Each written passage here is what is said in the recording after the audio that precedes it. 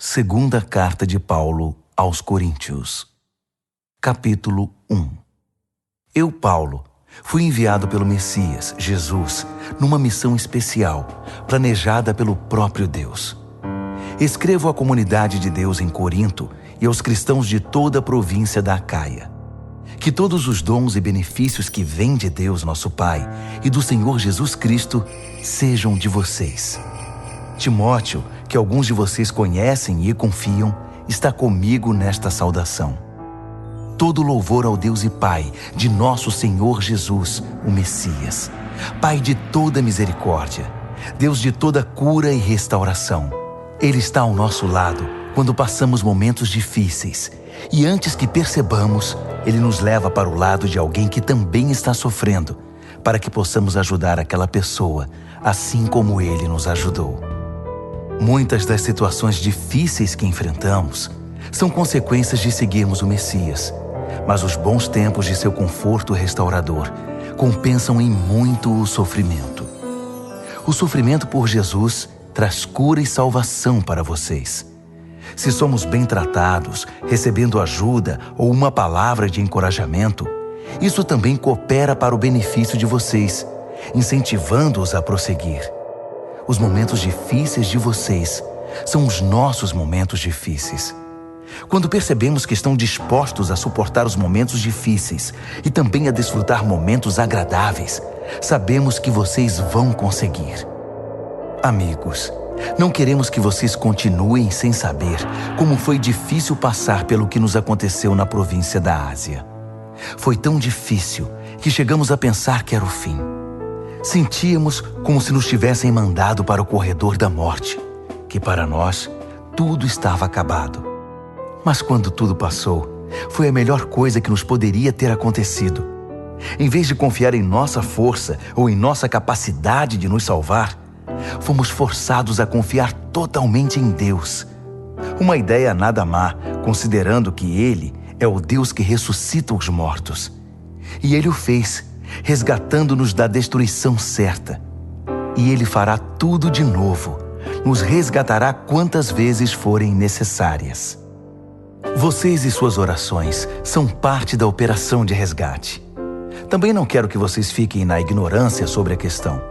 Agora mesmo, posso ver os rostos da comunidade erguidos em louvor pelo livramento que Deus nos deu. Um resgate em que a oração tem um papel fundamental.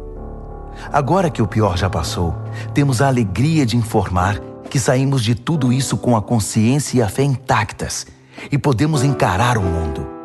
Mais importante, estar de cabeça erguida diante de vocês. Mas isso não foi resultado de manobras da nossa parte. Foi Deus que nos manteve voltados para Ele o tempo todo. Não tentem ler nas entrelinhas, nem procurem alguma mensagem subliminar na carta. Estamos falando a verdade, de modo claro e sem rodeios, na esperança de que vocês vejam o quadro todo tão bem como já viram alguns detalhes. Queremos que vocês se orgulhem de nós, tanto quanto nos orgulhamos de vocês quando estamos juntos perante o Senhor Jesus. Certo da boa acolhida por parte de vocês, eu havia planejado 2 visitas.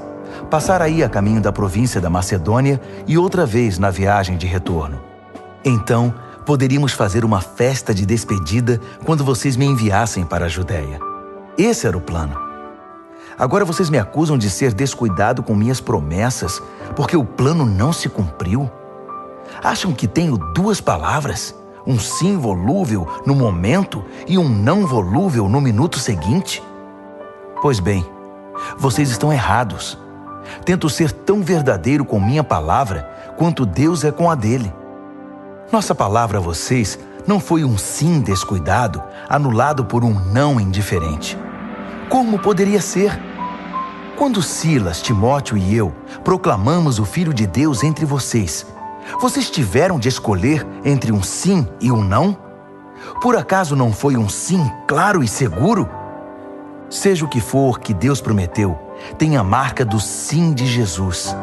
Nele, isso é o que pregamos e oramos, o grande amém, o sim de Deus e também o nosso sim inequívoco. Deus nos afirma certificando-nos em Cristo, pondo seu sim dentro de nós. Pelo seu Espírito, Ele nos marcou com sua eterna garantia, um início certo para o que Ele está disposto a realizar. Pois bem, vocês estão preparados para saber a verdadeira razão por que não os visitei em Corinto? Tendo Deus por testemunha, o único motivo foi que eu quis poupar vocês da dor. Foi por causa da minha consideração por vocês. Não fui indiferente nem manipulador.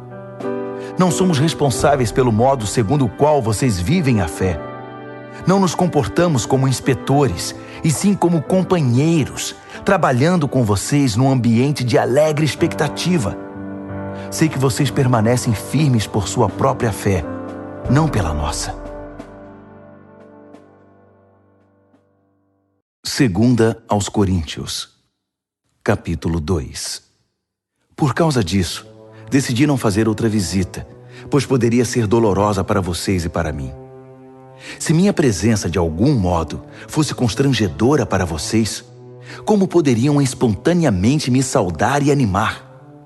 Por essa razão escrevi uma carta em vez de ir, para não perder tempo desapontando os amigos que eu esperava que me saudassem. Enquanto escrevo, estou convencido de que foi melhor para mim e para vocês. O tempo passava e já foi doloroso demais escrever a carta. O pergaminho tinha mais lágrimas que tinta.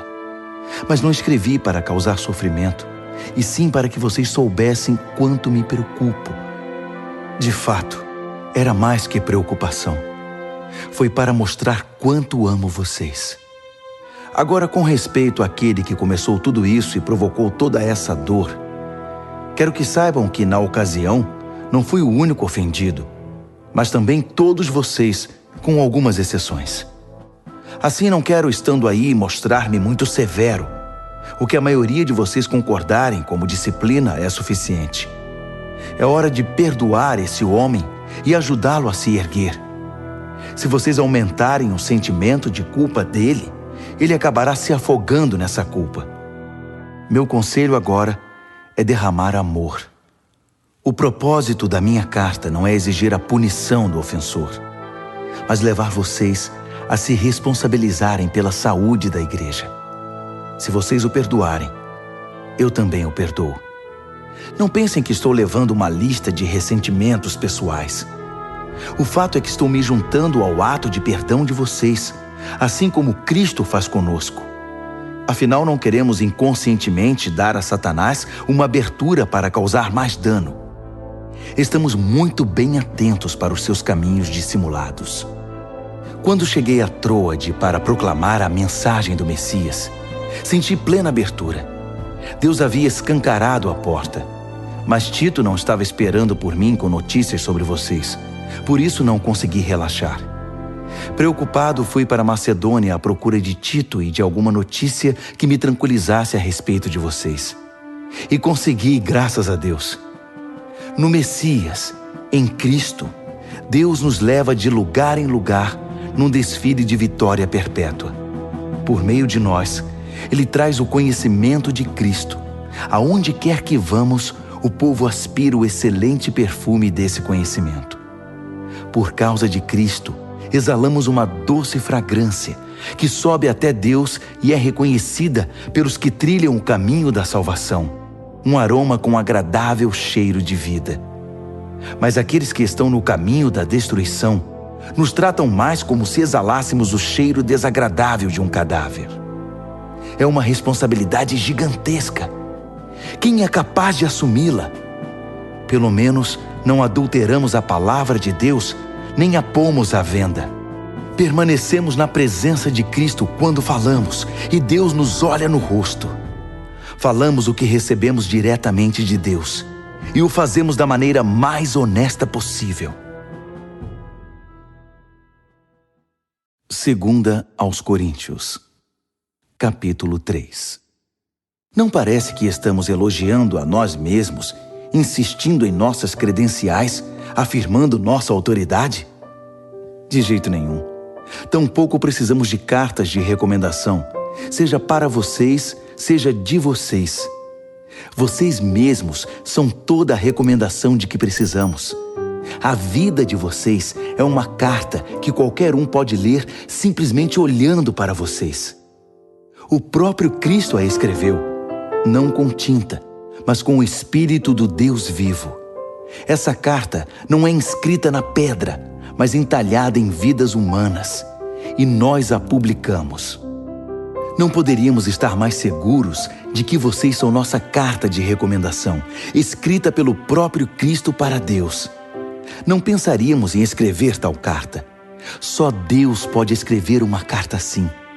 Sua carta nos autoriza a levar adiante este novo plano de ação. O plano não foi escrito com tinta sobre papel, com muitas páginas de notas de rodapé, matando o seu espírito. Foi escrito em sintonia. O Espírito com o nosso espírito. A vida de Deus com a nossa vida. O governo da morte, com sua constituição escrita em tábuas de pedra, teve uma cerimônia de inauguração deslumbrante. O rosto de Moisés, enquanto entregava as tábuas de pedra, era tão brilhante quanto o dia, ainda que se desvanecesse muito rapidamente. E o povo de Israel não podia olhar direto para ele, assim como não se pode encarar o sol. Quão mais deslumbrante, então, será o governo do Espírito vivo? Se o governo da condenação foi impressionante, que dizer do governo da afirmação? O antigo governo, que tanto brilhava, pareceria escuridão diante do novo. Se o acordo temporário já nos impressionou, quanto mais o deslumbrante governo que durará toda a eternidade. Com esse tipo de esperança que nos anima, nada nos segura. Ao contrário de Moisés, não temos nada a esconder. Conosco, tudo acontece às claras. Ele usava um véu para que os israelitas não percebessem o brilho que aos poucos ia morrendo. E eles não perceberam. Não foram capazes de perceber na época e não percebem agora que não há nada naquele véu. Ainda hoje, quando as proclamações do governo antigo são lidas, eles nada veem. Somente Cristo pode tirar o véu, a fim de que eles possam ver por si mesmos que não há nada lá. No entanto, quando eles se voltam para Deus como Moisés fez, Deus remove o véu e lá estão eles, face a face com o Senhor. Descobrem de repente que Deus é uma presença pessoal, viva, não uma peça de pedra esculpida. E quando Deus está presente, um espírito vivo, aquela constituição antiga e repressora, se torna ultrapassada. Estamos livres dela, todos nós. Nada mais fica entre nós e Deus. Nossa face brilha com o brilho de sua face. Somos transfigurados como o Messias, e nossa vida se torna cada vez mais deslumbrante e bela, à medida que Deus entra em nossa vida e nos tornamos como Ele. Segunda Carta aos Coríntios, capítulo 4. Considerando que Deus tão generosamente nos permite participar do que Ele tem feito, não vamos desanimar nem desistir, só porque às vezes enfrentamos tempos difíceis. Nós nos recusamos a usar máscaras e a fingir. Não manipulamos os fatos nos bastidores, nem deturpamos a palavra de Deus em proveito próprio. Pelo contrário, sustentamos tudo o que fazemos e falamos toda a verdade às claras, de modo que quem quiser possa ver e julgar por si mesmo na presença de Deus. Se a mensagem parece obscura para alguns, não é porque a escondemos. Não. É porque eles estão vendo ou buscando o caminho errado e se recusam a dar à mensagem a devida atenção. A única coisa que interessa a eles é o Deus das trevas desta época. Pensam que conseguirão dele o que desejam e que não terão que se preocupar em crer na verdade que não podem ver. Eles estão cegos para a deslumbrante luz da aurora da mensagem que resplandece com Cristo e nos permite ver a melhor imagem de Deus, o que eles jamais conseguirão. Lembrem-se de que a mensagem não é sobre nós mesmos. Nós anunciamos Jesus Cristo, o Senhor. Todos nós somos mensageiros, andarilhos de Jesus por causa de vocês. Isso começou quando Deus disse que a luz brilhe nas trevas. E nossa vida ficou cheia de luz quando vimos e compreendemos Deus pela face de Cristo, tudo belo e deslumbrante. Se olharem apenas para nós, vocês podem perder o brilho. Levamos a mensagem preciosa em vasos de barro, sem adornos, ou seja, em nossa vida. Isso é para impedir que alguém pense que o incomparável poder de Deus nos pertence. Vocês sabem que não temos muita coisa de nós mesmos. Estamos soterrados de problemas, mas não desmoralizados. Não sabemos direito o que fazer, mas sabemos que Deus sabe o que fazer. Estamos espiritualmente aterrorizados, mas Deus não nos abandonou. Caímos, mas não estamos derrotados. O que fizeram a Jesus, fizeram a nós. Julgamento, tortura, zombaria e assassinato. Jesus faz em nós o que fez entre eles. Ele vive. Nossa vida está em constante risco por causa de Jesus, o que faz a vida dele mais evidente em nós. Enquanto enfrentamos o pior, vocês conseguem o melhor. Não há silêncio sobre essa questão em nossa vida. Assim como o salmista escreveu, "Cri, por isso falei." Falamos daquilo em que cremos. E o que cremos é que aquele que ressuscitou o Senhor Jesus também nos ressuscitará e nos levará com vocês. Cada detalhe coopera para o progresso de vocês e para a glória de Deus. Mais e mais graça, mais e mais pessoas, mais e mais louvor. Portanto, não estamos desistindo. Como poderíamos? Ainda que por fora pareça que tudo está se acabando, por dentro, onde Deus está criando uma nova vida, não há um só dia em que sua graça reveladora não se manifeste.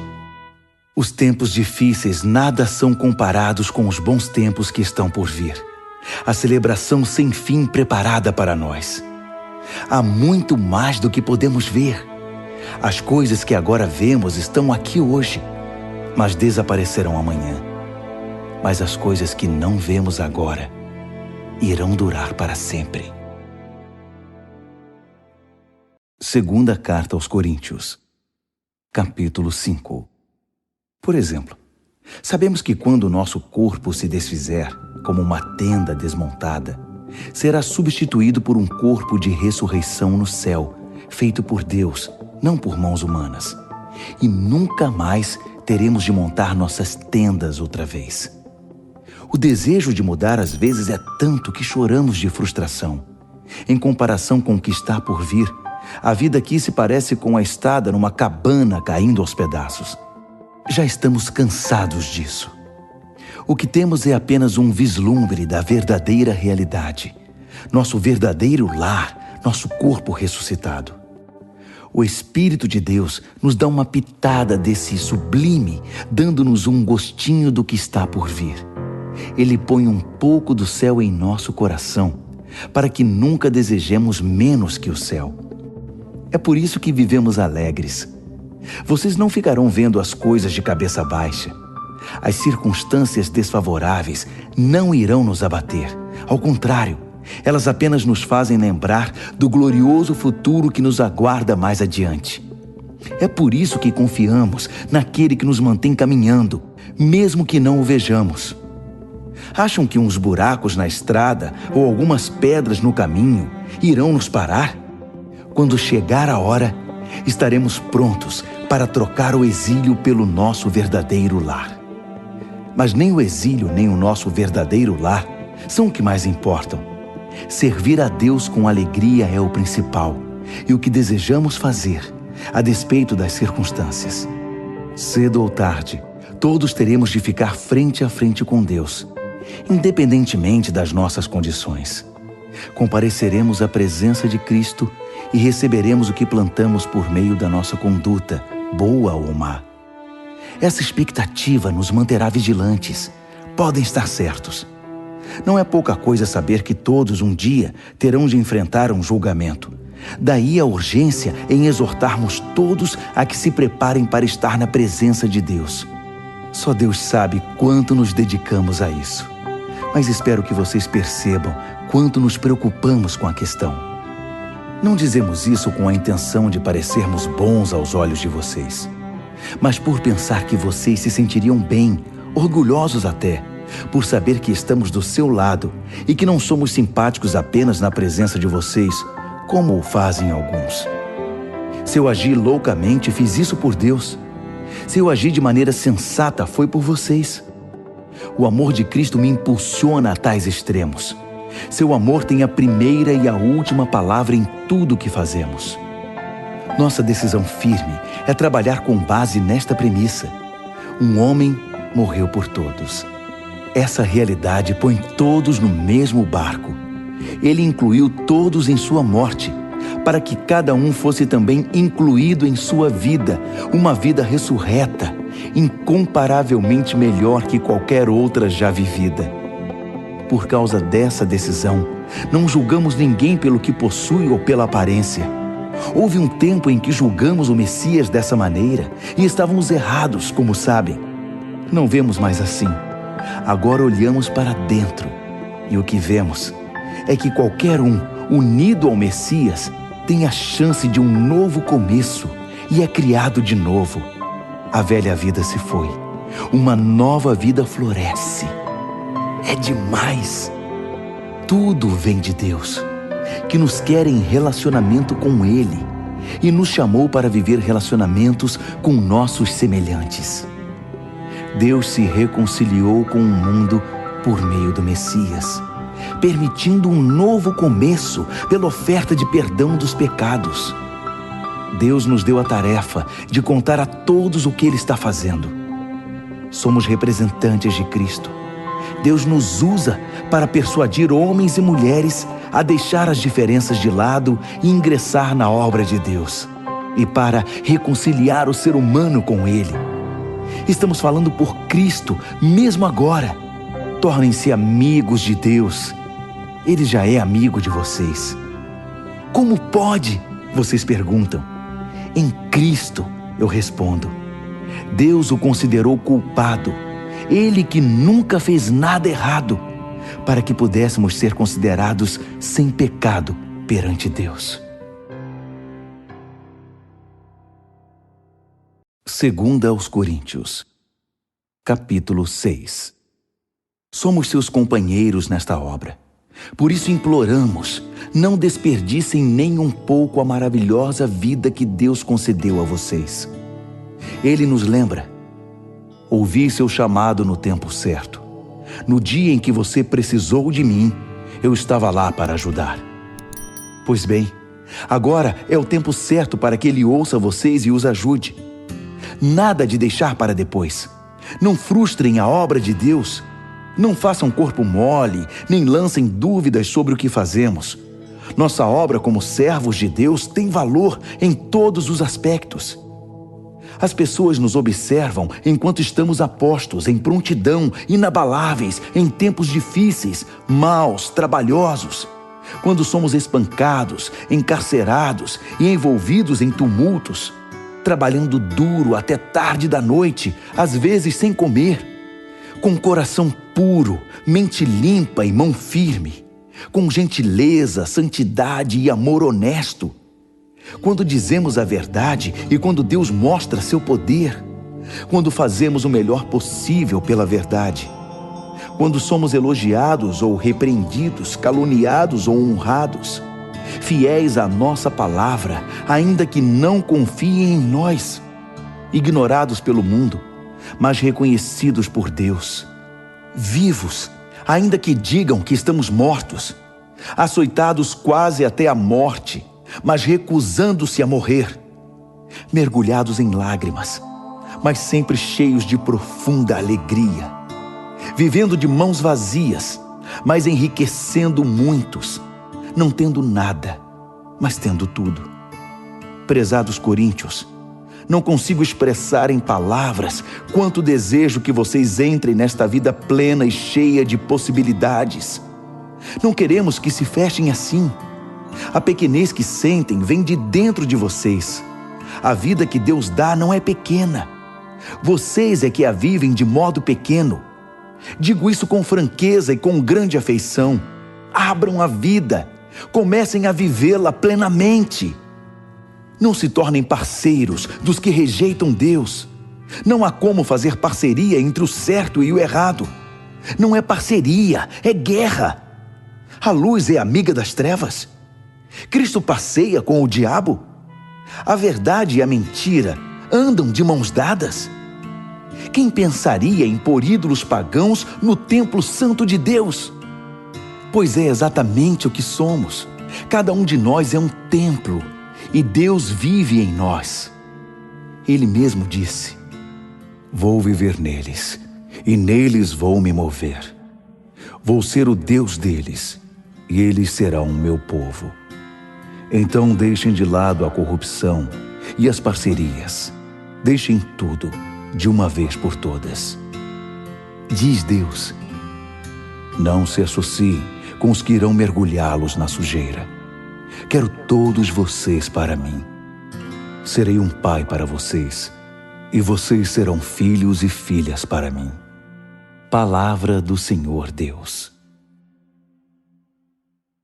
2 aos Coríntios, capítulo 7. Diante de promessas tão animadoras, queridos amigos, vamos nos livrar de tudo que nos distrai ou contamine, seja por dentro, seja por fora. Que nossa vida esteja em forma e que sejamos templos santos para o culto a Deus. Confiem em nós. Nunca ferimos ninguém, nunca exploramos nem tiramos vantagem de quem quer que seja. Não pensem que procuro culpa em vocês. Já disse que estou com vocês em qualquer circunstância. Na verdade, tenho a maior confiança em vocês. Se soubessem como estou orgulhoso de vocês. A alegria me domina, mesmo com todos os problemas. Quando chegamos à província da Macedônia, não tivemos sossego. Os conflitos na igreja e os temores no coração nos deixaram ansiosos. Não conseguíamos relaxar, porque não sabíamos o desfecho da situação. Então Deus, que levanta os abatidos, nos deu um novo ânimo com a chegada de Tito. Ficamos felizes apenas por vê-lo, mas o alívio veio com o que ele nos disse sobre vocês, sobre quanto se preocuparam e lamentaram por minha causa. Minha preocupação transformou-se em tranquilidade. Sei que causei grande preocupação a vocês com minha carta. Ainda que tenha me sentido muito mal na época, sinto-me bem agora, quando penso em como tudo acabou. A carta aborreceu vocês, mas por pouco tempo. Agora estou contente, não por terem se aborrecido, mas porque foram desafiados a mudar. Vocês permitiram que a tristeza os levasse a Deus, não que os desviasse dele, e saíram ganhando, não perdendo. A tristeza que nos aproxima de Deus age assim. Ela abala nossas estruturas e nos leva de volta ao caminho da salvação. Jamais lamentamos ter experimentado esse tipo de dor. Mas quem permite que a tristeza o desvie de Deus, vive cheio de remorsos que podem levá-lo a um estado terminal. Agora digam-me, não são maravilhosos os caminhos que a tristeza toma para nos aproximar de Deus? Vocês estão mais vivos, mais cuidadosos, mais sensíveis, mais reverentes, mais humanos, mais apaixonados, mais responsáveis. Por qualquer ângulo, o resultado foi maior pureza de coração. Era isso que eu estava esperando quando escrevi a carta. Minha maior preocupação não era com aquele que agiu errado, mas com vocês. Eu queria que vocês compreendessem e agissem de acordo com os profundos laços que nos unem diante de Deus. Foi o que aconteceu, e nos sentimos muito bem com isso. Então, quando vimos como Tito se sentiu, seu entusiasmo com a resposta de vocês, nossa alegria dobrou. Foi maravilhoso vê-lo tão animado e reconfortado por causa do que vocês fizeram. Se eu contasse a ele como penso que vocês são bondosos, vocês não teriam afastado aquele que fez o mal. Mas enquanto tudo se resolvia, procurei me conter. Tito viu por si mesmo que tudo que eu dissera a respeito de vocês era verdade.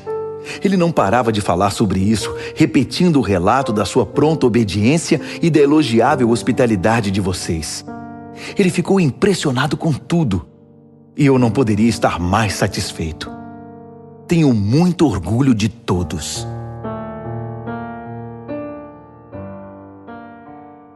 Segunda aos Coríntios, capítulo 8. Agora, amigos, quero comentar sobre os surpreendentes e generosos meios pelos quais Deus está trabalhando nas igrejas da província da Macedônia. Sérios problemas aconteceram naquelas igrejas, pressionando ao máximo o povo. Mas isso revelou o verdadeiro caráter deles. Inacreditavelmente felizes, ainda que desesperadamente pobres, a pressão motivou algo inesperado. Um rio de doações sinceras e generosas. Eu estava lá e vi. Eles contribuíam com tudo o que podiam, além das possibilidades deles, eu diria. Ajudar os cristãos pobres era um privilégio do qual não queriam abrir mão. Foi tudo espontâneo, tudo ideia deles. Fomos apanhados desprevenidos. A explicação é que eles, antes de tudo, se entregaram sem reservas a Deus e a nós. A outra oferta simplesmente fluiu dos propósitos de Deus, que trabalhava na vida de cada um. Foi por isso que eles nos convenceram a pedir a Tito que trouxesse a oferta para vocês, para que aquilo que começou tão bem pudesse ser concluído. Vocês já fazem bem muitas coisas. Confiam em Deus, são articulados, criteriosos, apaixonados e nos amam. Agora, nessa questão, espero que também façam o melhor. Não estou tentando dar ordens contra a vontade de vocês. Apresento o entusiasmo dos macedônios como um estímulo ao amor que há em vocês, na esperança de extrair o melhor de cada um. Vocês conhecem a graça generosa do Senhor Jesus Cristo. Ele era rico, mas deu tudo por nós. Tornou-se pobre para que nós nos tornássemos ricos. Na minha opinião, o melhor que vocês podem fazer agora é concluir o que começaram no passado, para não deixar que boas intenções deem em nada. O coração de vocês está no lugar certo. Vocês já têm tudo de que precisam para terminar. Então, mãos à obra. Uma vez que o compromisso é claro, façam o que podem. O coração orienta as mãos. Não estou querendo que se cansem enquanto os outros descansam. Nada disso. Vocês estão ombro a ombro com eles o tempo todo. O excesso de vocês supre a falta deles. E o excesso deles supre a falta de vocês. No fim, tudo ficará bem. Como está escrito, nada sobrou para quem tinha muito. Nada faltou para quem tinha necessidade. Dou graças a Deus por transmitir a Tito o mesmo cuidado que tenho por vocês. Ele teve muita consideração sobre como nos sentimos, mas a iniciativa de ajudar vocês foi toda dele. Estamos enviando um companheiro com ele, alguém muito popular nas igrejas, um bom pregador da mensagem. Mas nele há muito mais que popularidade.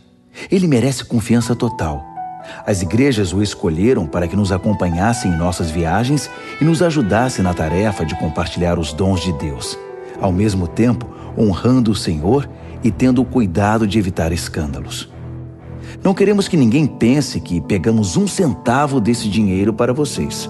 Somos tão zelosos da nossa reputação diante do público como somos diante de Deus. É por isso que estamos levando outra pessoa de confiança conosco, que já provou sua fidelidade muitas vezes e trabalha com a mesma disposição desde o início. Ele ouviu falar de vocês e gostou do que ouviu, tanto que mal pode esperar para chegar aí. Não preciso dizer mais nada a respeito de Tito. Temos sido por muito tempo companheiros na tarefa de servir vocês. Os irmãos que viajam com ele são representantes das igrejas. Um crédito real para Cristo. Mostrem a eles do que vocês são feitos, demonstrando o amor de que têm ouvido falar nas igrejas. Permitam que eles vejam por si mesmos. Segunda aos Coríntios, capítulo 9. Se eu escrevesse algo mais a respeito dessa oferta para os cristãos pobres, começaria a me repetir. Sei que vocês estão apostos e prontos para o que der e vier. Tenho dado boas referências de vocês por toda a província da Macedônia, dizendo a eles, a província da Acaia está pronta para essa tarefa desde o ano passado. e o entusiasmo de vocês contagiou muita gente. Agora estou enviando esses irmãos para me certificar de que vocês estão preparados, como eu disse que estariam, para mostrar que não é à toa que tenho orgulho de vocês. Se eu e os macedônios descobrirmos que vocês não estão preparados, será vergonhoso para todos, para mim e para vocês. Nosso testemunho teria sido puro ufanismo. Por isso, para ter certeza de que não haverá nenhum erro, recrutei esses irmãos para que antes da minha chegada preparassem vocês e a oferta prometida.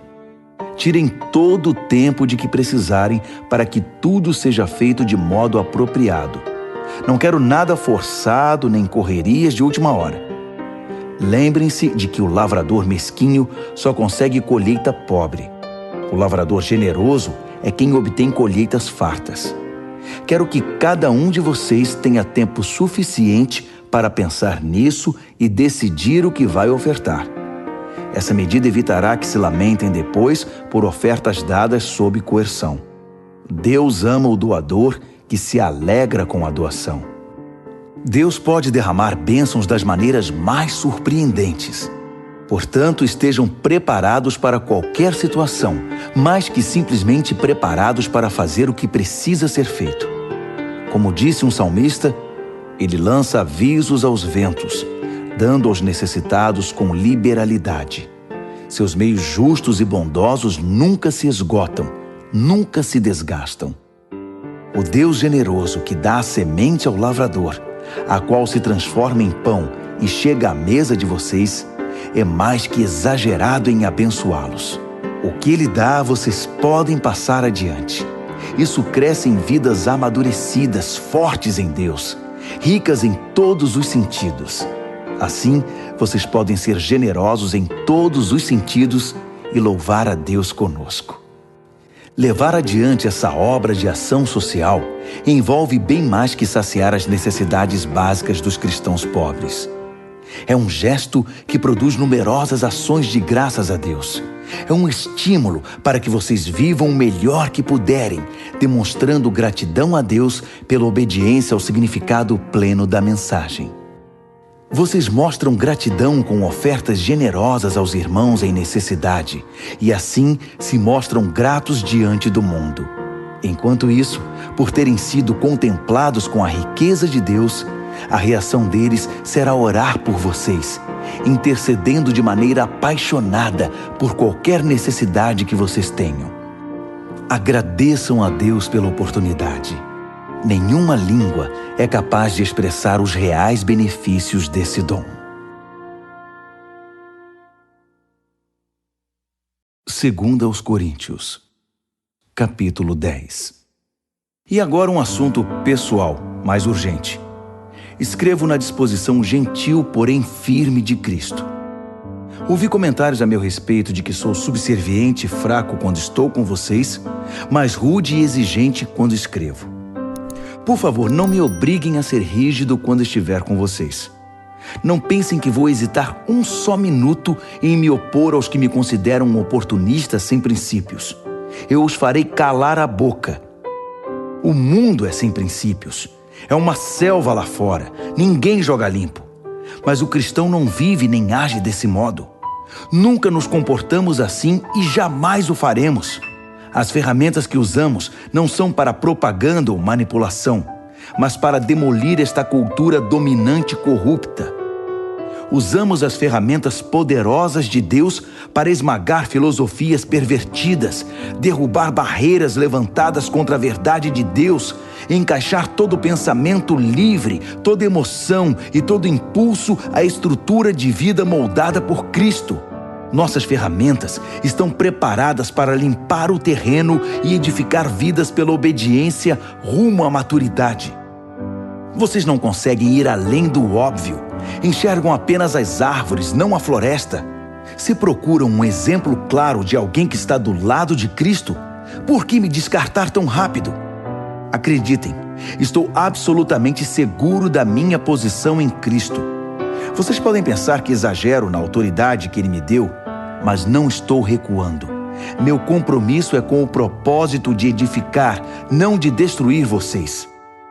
E por que essa conversa sobre eu estar amedrontando vocês com minhas cartas? As cartas dele são poderosas, mas pessoalmente ele é fraco, só balbucia. Isso não tem o menor cabimento. O que escrevemos quando estamos longe é o mesmo que afirmamos quando estamos perto. Somos exatamente a mesma pessoa, em carta ou pessoalmente. Entendam, não queremos nos comparar àqueles que se julgam superiores a nós. Não ousamos tanto. Além disso, com toda essa comparação, medição e competição, eles acabam perdendo o rumo. Não vamos fazer reivindicações extravagantes porque estamos presos aos limites estabelecidos por Deus. Mas não pode haver dúvida de que esses limites incluem vocês. Não estamos invadindo o território de ninguém. Afinal, já estivemos aí com vocês. Fomos os primeiros a chegar com a mensagem de Cristo, lembram? Então, como pode alguém achar que ultrapassamos os limites ao escrever para vocês ou visitá-los? Não estamos lucrando à custa do trabalho honesto dos outros, nem interferindo nos ministérios deles, exigindo um lugar ao sol com eles. O que esperamos é que vocês, quando crescerem na fé, também tomem parte em nossa obra, que está em expansão. Assim, todos nós estaremos dentro dos limites que Deus estabelece quando proclamamos a mensagem em lugares além de Corinto. Mas não temos a intenção de trabalhar em cima do que outros têm feito, nem de levar o crédito disso. Se vocês querem exigir o crédito, que o crédito seja de Deus. O que vocês dizem a respeito de vocês mesmos não significa nada na obra de Deus. É o que Deus diz a respeito de vocês que faz diferença.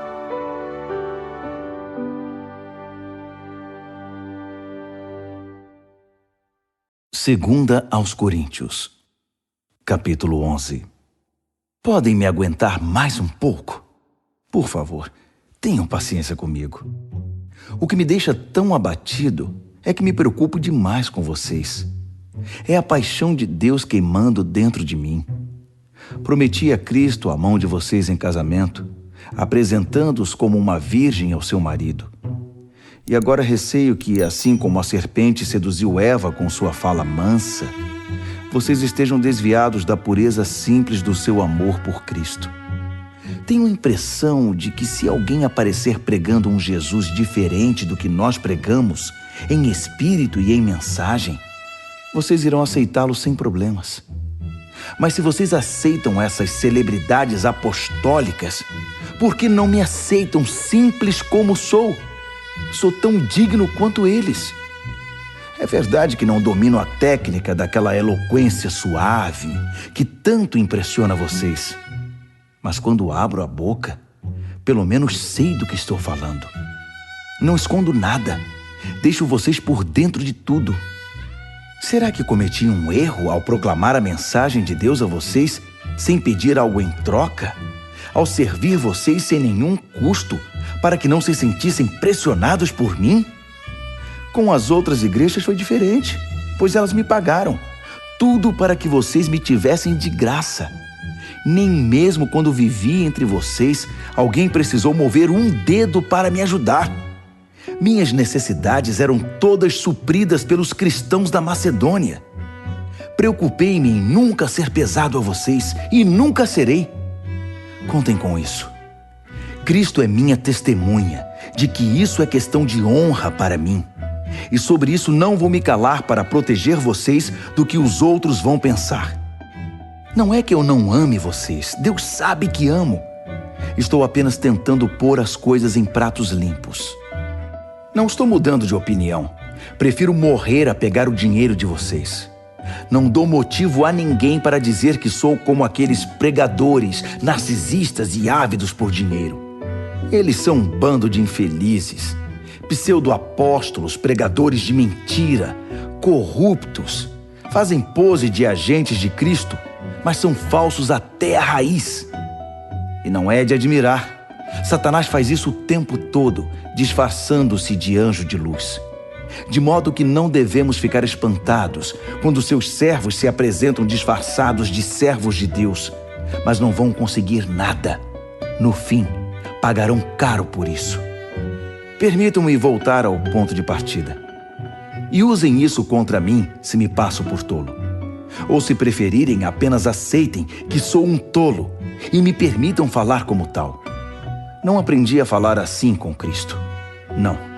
É um mau hábito que aprendi desses pregadores que fazem tudo para agradar os outros, tão em moda hoje em dia. Já que vocês se sentam no banco para ouvir esses enganadores, podem muito bem aguentar alguma tolice da minha parte. Vocês têm uma admirável tolerância com impostores que roubam sua liberdade, exploram, cegam, rebaixam e até agridem vocês.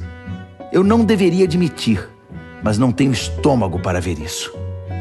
Uma vez que vocês admiram tanto os egomaníacos do púlpito, aqui é o velho amigo de vocês, o tolo, falando. Deixe-me esclarecer uma coisa. Eles se gabam de ser hebreus, israelitas, a raça pura de Abraão? E daí? Eu também sou. Eles são servos de Cristo? Sou muito mais. Nem acredito que estou dizendo isso. É loucura falar desse modo, mas já que comecei, agora vou terminar. Ora, trabalhei muito mais que eles. Fui mais vezes encarcerado. Fui espancado mais do que posso contar. E em vários momentos estive às portas da morte. 5 vezes levei as 39 chibatadas dos judeus, 3 vezes espancado pelos romanos. Uma vez fui apedrejado. Naufraguei 3 vezes e fiquei 1 dia e 1 noite perdido no mar. Em viagens difíceis, ano após ano, tive de atravessar rios, enfrentar ladrões, lutar com amigos e inimigos. Estive em risco na cidade, em risco na zona rural. Enfrentei perigos sob o sol do deserto e em tempestades no mar. Também fui traído pelos que pensei ser meus irmãos. Sei o que é trabalhar duro, passar noites longas e solitárias sem dormir. Já fiquei muito tempo sem comer. Sofri com o frio e com a falta de agasalho. E a lista ainda nem chegou à metade, porque ainda temos as pressões diárias e as ansiedades por causa das igrejas. Quando alguém chega ao fim da linha, sinto dor até nos ossos. Quando alguém cai em pecado, um fogo queima minhas entranhas. Se tenho de gabar a mim mesmo, vou me gabar das humilhações que me tornam semelhante a Jesus. O eterno e bendito Deus e Pai de nosso Senhor Jesus sabe que não estou mentindo. Estão lembrados da vez em que eu estava em Damasco e o governador do rei Aretas pôs guardas nos portões da cidade para me prender? Para salvar minha vida, tive de escorregar através de uma janela da muralha, dentro de um cesto, e depois sair correndo. 2 aos Coríntios, capítulo 12. Vocês me obrigam a falar deste modo. Faço isso contra minha vontade. Mas agora que estamos no assunto, posso tratar da questão das visões e revelações que Deus me deu. Por exemplo, conheço um homem que há 14 anos foi tomado por Cristo e levado em êxtase espiritual aos céus. Nem sei se isso aconteceu no corpo ou fora do corpo. Só Deus sabe. Sei também que esse homem foi levado ao paraíso. De novo, se no corpo ou fora dele, não sei. Deus sabe. Lá ele ouviu palavras indizíveis, mas foi proibido de contar o que ouviu. Esse é o homem a respeito de quem quero falar. Mas não vou dizer nenhuma palavra a meu respeito, exceto o que foi humilhação. Se eu tivesse disposição para contar vantagem, talvez pudesse fazê-lo sem parecer ridículo e não estaria faltando com a verdade. Mas vou poupar vocês. Quero que vocês continuem a me imaginar como o tolo que vocês pensariam que eu sou se me encontrassem na rua ou me ouvissem falar. Por causa da grandiosidade daquelas revelações, para que eu não ficasse orgulhoso, recebi o dom de um obstáculo que me mantém em contato permanente com minhas limitações.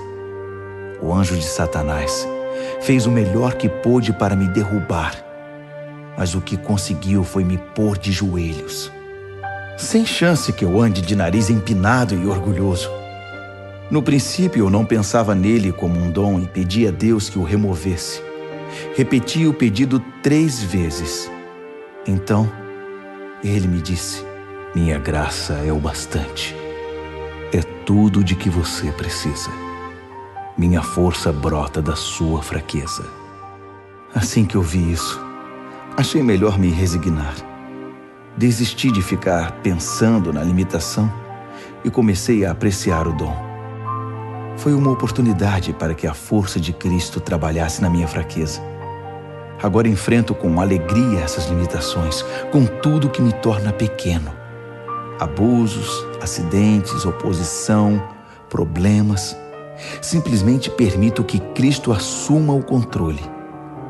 E quanto mais fraco me apresento, mais forte me torno. Muito bem, vocês conseguiram. Continuo até aqui agindo como tolo, mas a culpa não é toda minha. Vocês me fizeram agir assim.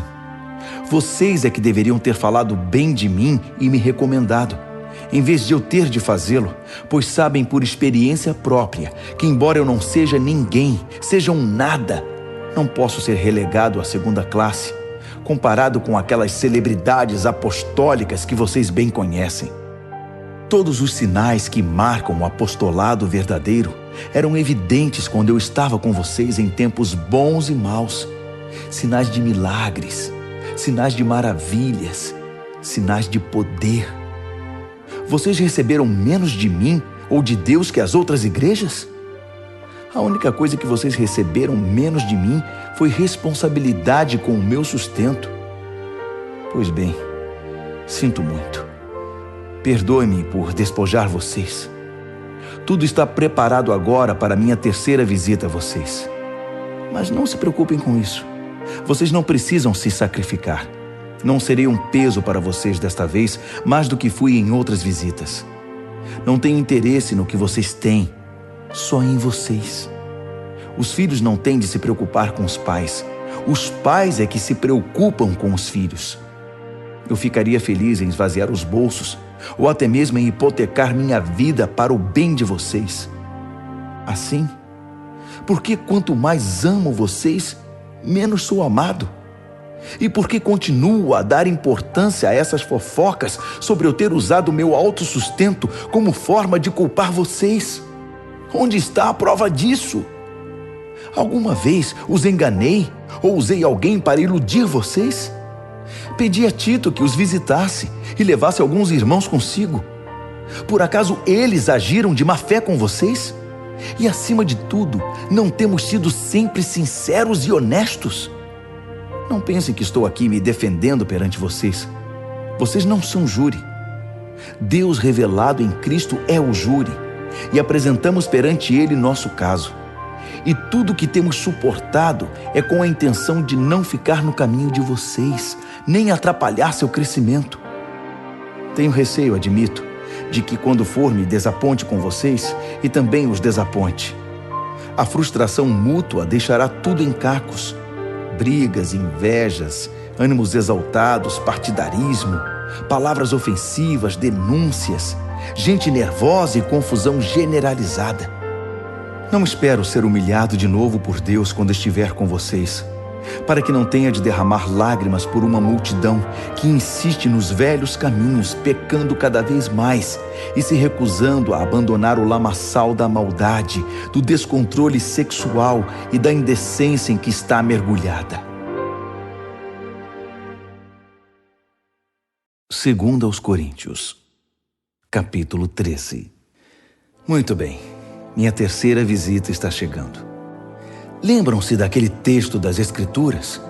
Uma questão é definida com o depoimento de 2 ou 3 testemunhas. Por ocasião da minha segunda visita, avisei aquele grupo que permanece enredado nos velhos pecados que quando eu voltasse, não seria tolerante com eles. Agora, em preparação para a terceira visita, repito a advertência, mesmo estando longe. Se vocês não tiverem mudado de vida até eu chegar aí, cuidado. Vocês que exigiram provas que Cristo fala por meu intermédio, irão receber mais do que pretendiam. Vão receber a plena força de Cristo. Não pensem que não vão. Ele era só fraqueza e humilhação quando foi morto na cruz, mas agora está vivo na poderosa força de Deus. Estávamos desprevenidos quando fomos humilhados entre vocês. Mas da próxima vez que nos encontrarmos, estaremos vivos em Cristo e fortalecidos por Deus. Testem-se para saber se estão firmes na fé. Não se enganem, pensando que tudo está garantido. Criem o hábito do autoexame. Vocês precisam de evidências de primeira mão, não apenas de ouvir dizer que Jesus Cristo está em vocês. Façam o teste. Se o resultado não for bom, tomem alguma providência. Espero que o teste não demonstre que falhamos. Mas se for esse o resultado, é preferível que o teste demonstre nossa fraqueza, não a de vocês. Estamos buscando a verdade que faça vitoriosos todos nós. Não poderia ser de outro modo. Reconhecemos nossas limitações, mas também as celebramos e continuamos a celebrar cada vitória, cada triunfo da verdade em vocês. Oramos intensamente para que tudo isso aconteça na vida de vocês. Estou escrevendo assim agora, para que quando eu for, não tenha de tocar mais nesse assunto. A autoridade que o Senhor me deu é para juntar o povo, não para dividi-lo. Espero que tudo se resolva, para eu não precisar perder tempo com repreensões quando estiver aí. É isso, meus amigos. Sejam alegres. Mantenham tudo em boas condições. Sejam animados. Tenham harmonia de pensamento. Sejam agradáveis. Façam tudo isso, e o Deus de amor e paz estará sempre com vocês. Cumprimentem uns aos outros com um abraço santo. Todos os irmãos e irmãs que estão aqui enviam saudações. A maravilhosa graça do Senhor Jesus Cristo, o grande amor de Deus e a amizade profunda do Espírito Santo sejam com todos vocês.